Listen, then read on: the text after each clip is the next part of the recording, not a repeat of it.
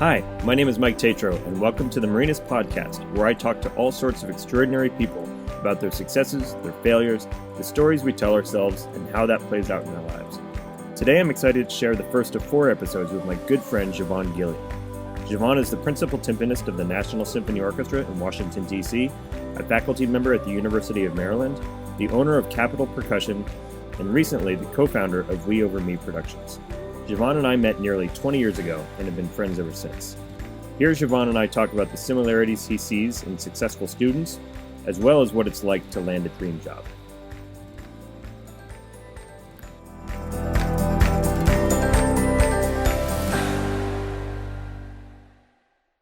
A bunch of students that have become successful in the percussion field, including, but certainly not limited to, Jeremy Epp in the Detroit Symphony, Josh Hickman in the Nashville Symphony, Brad Davis in the Hawaii Symphony, and a whole bunch of others. Is there any consistency between like where they start and right before they start to things really start to click? Right. Do you see anything happening there? Well, so the way you asked the question, the part that I'm hung up on is the right before, because I'm trying to think like right before they sort of, did what they did. I'm trying to figure out like were there any similarities. The similarities that I do have that I can speak on is that besides what I already spoke about, that they were sponges, that they were willing to listen, that they came to all the concerts, that they did the homework, sort of the grindy things, is that they were willing to use their failures or their losses. I'm going to call them failures, when they didn't necessarily advance or they played well and they didn't get the job, as motivation to grow. With each of the students, all the students, I think that they just use their sort of, you have the times that they did not necessarily succeed in the way they wanted, and they use it as fuel, and they didn't quit. They didn't necessarily, say, well, now I haven't gotten it or whatever. I mean, this thing, it's a grind, man. It can wear on you. It can definitely wear on you. You have to be positive. You have to try to continue to stay positive, even when you're grumpy, even when you're frustrated. I've had times, I'm sure you have, where, you think you should have gotten further, or you think you should have this and it didn't work out. And then you talk to somebody, you want feedback, and then they tell you they thought you were pretty bad. I'm like, that's not what I thought. And you got to evaluate all that stuff. And then you have to use that. And, this is not just about drums. This is about, all things, life, marriage, relationships, family, business. You have to do it all. You have to use the learning experiences as just that, learning experiences to continue to move forward, as fuel to grow. And so all the students that I have had that have been successful do that. They may not advance here, or they may have had a bad recital here, but we talk about it. Okay, so what could you have done different? Oh, well, I could have practiced more here, or I could have done this here. Okay, so then next time we'll do that.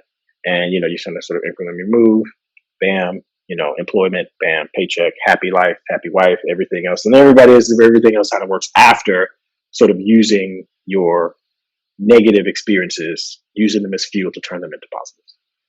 Well, and you're speaking to that thing of the external follows the internal, right? Before you win the gig, or in our world, win the gig or land the business contract or whatever, right? Find the right gal or whatever it is, right? Not get dumped. Then there's something going on internally that resonates. That the results matter a little bit less, and how you show up to things matters a little bit more. Javon won his position with the National Symphony when he was 29. Later on in our conversation, I asked him about the sensation of winning that job and what effect that's had on him moving forward. This is one of those moments where I remember where I was. When you won, you sent me a text and it said, won the gig, going out to dinner with the maestro now. I'll call you later tonight. Like winning Olympic gold. Like all of a sudden it's like, This is possible. Like, wow, this is really happening. So, lots of people in all sorts of different fields, whether it's music or sports or business or relationships. Many of us are working towards some kind of Olympic medal stand moment. Some sort of thing that you put a ton of time and effort and energy in. Like you said, driving timpani from, Winnipeg to Washington, stopping in cities all along the way. And, for some people that don't know, a timpani, one drum weighs anywhere between 75 to 150 pounds. So moving 4 of them in and out of a Dodge Grand Caravan every day to play for people, that's a serious pull, right? So you've certainly done the time, you certainly put in the work, but can you just give us a sense of what it's like to have that moment where it's like, oh my God, I just won. It's funny you mentioned like there's a short docuseries on Apple TV called The Greatness Code, and I only watched the first one, but it was like LeBron James and Tom Brady and Katie Ledecky and like these these superstar people, and it's like 4 or 5 minutes, and they talk about that moment which they remembered or they realized that they were great, and that's a pretty weird thing to talk about unless you're in the right space, because people think you're egotistical or you're full of yourself or whatever, but obviously these people are like, Tom Brady's the GOAT, LeBron James is, if not the GOAT, a GOAT, like whatever the case may be.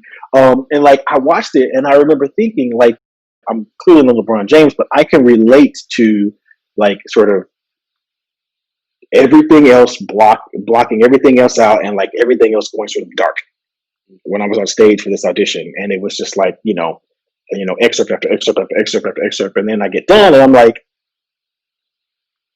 all right, no, this is all right. Like it just kind of worked out that way. And it's not, like I said, I don't think I was the best player. I definitely don't believe I was the best player in that audition. Absolutely not, because there were some fantastic players. I just happened to be the best player that day.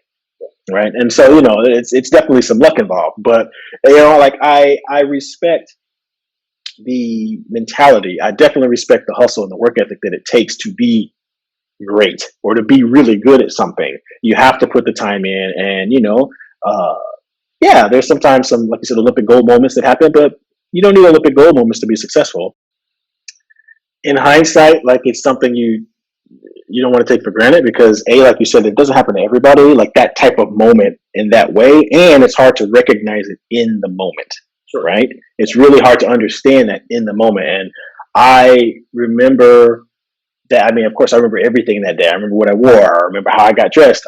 I remember the stagehands. I remember, like running out of chart. I remember so many things about that day. And like, I think it's not something that you can, you necessarily, at least for me, it's not something I want to replicate. Like, I'm not necessarily looking to have my next Olympic gold moment, as you put it. Excuse me. At this point, I think that what it is I actually want to be appreciative of the fact that, like life has, in that moment, and August 9, 2009, it worked for me to have a moment like that where all this work paid off. That doesn't mean that I'm any better or worse or whatever than anybody else. It just means that at that point something worked out for me, and I was able to sort of appreciate it and take advantage of it, and it sort of put me onto the next step, the next path in my life, whether that's good, bad, indifferent. And I try to have that perspective when I think about what happened back then, because like I said, if I hadn't won and I go back to Winnipeg, I still think I'd be just as happy, just as cool, just as as content. Sorry, with what I have, because it's not about the destination, right? It's about the journey. It's about making sure that you enjoy life. It's too short. Like one of my closest friends' mother passed away yesterday. Like life is too short, man, and like you just want to try to enjoy it as best you can. So like it's definitely a moment that I'll never forget, for sure. But putting it in perspective, like it's a part of the bigger picture. If you enjoyed this conversation, you can find more over at miketatro.com/podcast. I've got a bunch of interesting and insightful conversations on the way in the coming weeks. In the meantime, thanks for listening and have a great day.